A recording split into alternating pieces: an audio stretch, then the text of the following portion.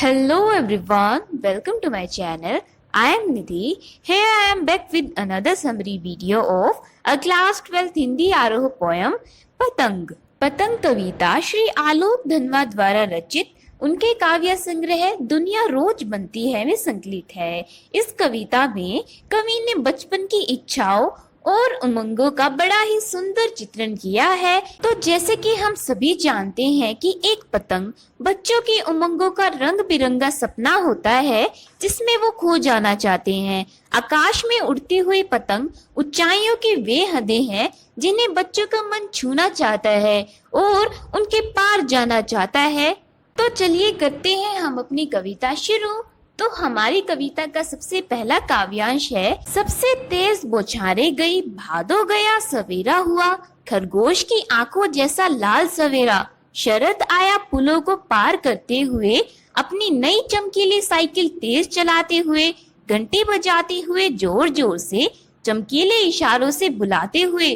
पतंग उड़ाने वाले बच्चों के झुंड को चमकीले इशारों से बुलाते हुए और आकाश को इतना मुलायम बनाते हुए कि पतंग ऊपर उड़ सके, दुनिया की सबसे हल्की और रंगीन चीज उड़ सके, दुनिया का सबसे पतला कागज उड़ सके, बांस की सबसे पतली कमानी उड़ सके, कि शुरू हो सीटियों, किलकारियों और तितलियों की इतनी नाजुक दुनिया। कवि कहना चाहता है कि प्रकृति का अद्भुत सौंदर्य परिवर्तित हो गया है। तन मन को भिगो देने वाली तेज बौछारें समाप्त हो गई हैं। मतलब बरसात का महीना समाप्त हो गया है।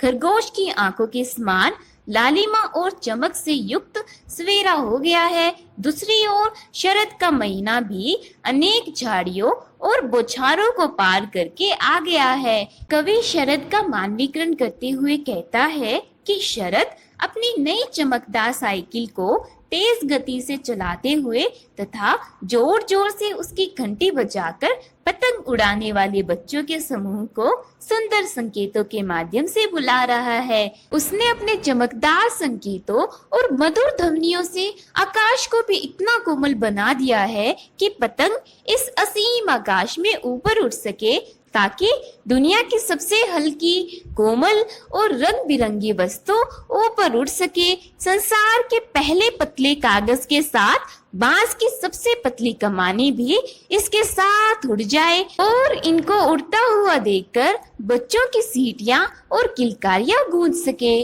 और कोमल तितलियां मधुर गुंजार कर सके। इसके बाद हमारा नेक्स्ट काव्यांश है। जन्म से ही वे अपने साथ लाते हैं कपास, पृथ्वी घूमती हुई आती है उनके बेचैन पैरों के पास। जब वे दौड़ते हैं बेसुध, छतों को भी नरम बनाते हुए, दिशाओं को मृदंग की तरह बजाते हुए।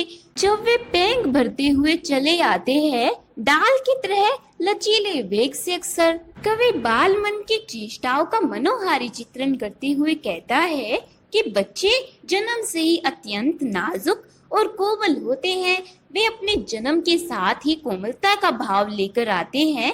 बच्चों की कोमलता को स्पर्श करने के लिए पृथ्वी भी लालायित रहती है। जब वे घर की छतों को अपने कोमल पांव से कोमल बनाते हुए बेसुध होकर दौड़ते हैं, तो पृथ्वी भी उनके बेचैन पांवों के पास उनका स्पर्श करने हेतु घूमती हुई आती है। बच्चे अपनी किलकारियों के द्वारा सभी दिशाओं को नगाड़ों की तरह बजाते हुए प्रतीत होते हैं।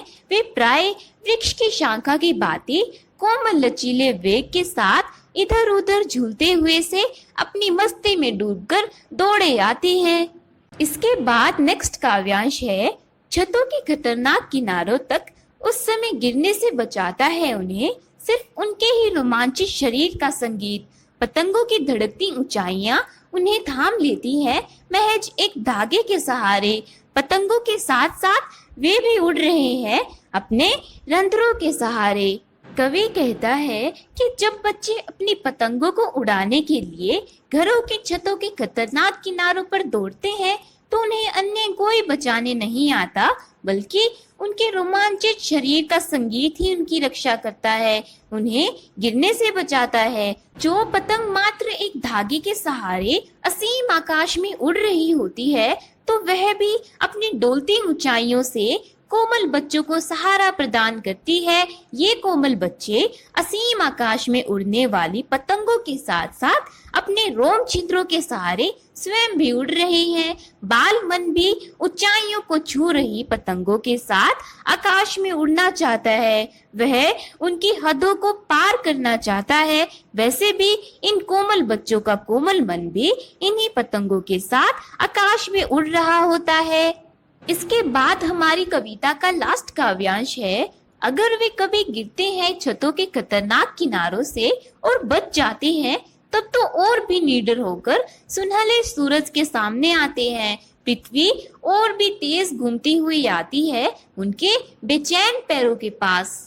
कवि का कथन है कि अगर बच्चे अपनी पतंगों को उड़ाते हुए कभी छतों के खतरनाक किनारों से गिर जाते हैं और यदि वे बच जाते हैं, तो उनमें और भी साहस और निडरता पैदा हो जाती है। इस खतरनाक किनारों से बचने के बाद वे और भी निडरता के साथ सुनहरे सूरज के सामने आते हैं। कोमल बच्चों की बाल चेष्टाओं, निडरता और साहस को देखकर पृथ्वी भी उनके बेचैन पांवों के पास और भी तेज गति से घूमने लगती है। तो इसी के साथ हमारी ये बड़ी ही सुंदर कविता फिनिश होती है और इस कविता से हम सभी खुद को रिलेट कर सकते हैं। So thanks for watching. If this video is helpful for you, then please share it with your friends and classmates and please do subscribe my channel.